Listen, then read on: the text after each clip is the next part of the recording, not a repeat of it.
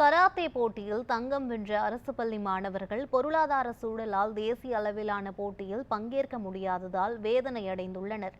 Chennai கொட்டிவாக்கத்தில் karate பயிற்சி மையத்தில் பெரும்பாலான அரசு பள்ளி மாணவர்களுக்கு கராத்தே பயிற்சி வழங்கப்பட்டு வருகிறது.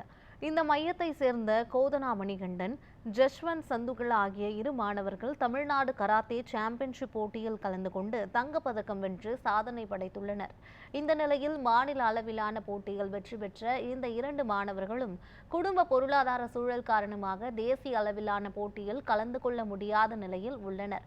தொடர்ந்து அரசு அல்லது தன்னார்வலர்கள் உதவி செய்தால் தேசிய அளவிலான கராத்தே போட்டியில் கலந்து கொண்டு நிச்சயம் வெற்றி பெறுவோம் என மாணவர்கள் நம்பிக்கை தெரிவித்துள்ளனர். என் பேர் சரண்ராஜ். நான் 10th ஸ்டாண்டர்ட் படிக்கிறேன். இப்போ கவர்மெண்ட் ஹையர் செகண்டரி ஸ்கூலில் இருக்கேன்.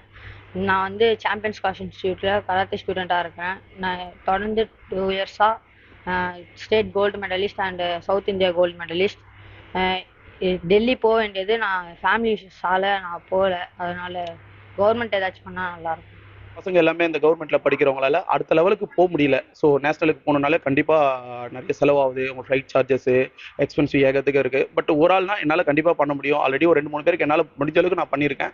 அதுக்கடுத்து ரொம்ப கஷ்டப்படும். கவர்மெண்ட் ஸ்கூலில் படிக்கிற பசங்களுக்கு ப்ரைவேட் ஸ்கூல் போக முடியலன்னா கவர்மெண்ட்லேயே வந்து அவங்க படிக்கிறாங்க. ஸோ அவங்க நேஷனலுக்கு போகணுன்னா கண்டிப்பாக அவங்களுக்கு வந்து நம்ம அரசாங்கமோ இருக்கிற மக்களோ யாராவது அவங்களுக்கு வந்து ஒரு சப்போர்ட் பண்ணால் கண்டிப்பாக தமிழ்நாட்டுக்காக கோல்டு அடிப்பாங்க. ஏன்னா இந்த ஒவ்வொரு மேட்சும் ஒவ்வொரு கேட்டகரியிலையும் 4 பேர் 8 பேர் கூட ஃபைட் பண்ணுறது இல்லை. எல்லாமே ஒவ்வொரு ஈவெண்ட்லையும் பார்த்தீங்கன்னா குறைஞ்சது ஒரு 120 பேராவது பார்ட்டிசிபேட் பண்ணலாம்.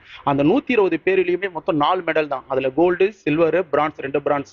அதுலேயும் டாப் கோல்டு மெடலுக்கு மட்டும்தான் நேஷனலில் வந்து அலோட் பண்ணுறாங்க.